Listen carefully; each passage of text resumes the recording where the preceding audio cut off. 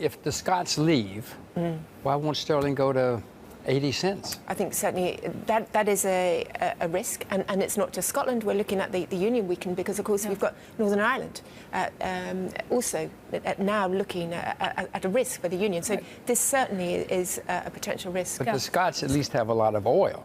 And if they leave, they're going to take the oil. Yeah, but with Jim, them. we don't know if they do leave, right? No, I said if we're talking about currencies and what could happen, and if the Scots leave. If the Scots leave, the political uncertainty would certainly drive sterling lower. Now, whether or not Scotland could afford to leave is a different question. Yes, they've got oil, but of course the price of oil is a lot cheaper now than when they did their budget negotiations a couple of years ago when they had their first referendum. But they don't have gigantic debts. They do have a lot of social transfers from England, from Westminster. So from that point of view, you know, their budget programme is going to be quite interesting. It's not necessarily something that Scotland can afford to do, but of course that's highly debatable.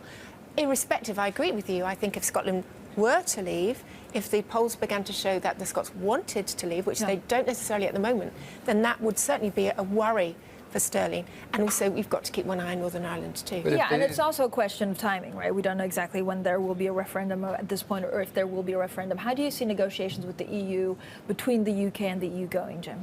Well, the UK is going to leave. There's no question about that. They've said they're going to leave. Whichever way it turns out, the UK citizens say that's what they want, and that's what they're going to get.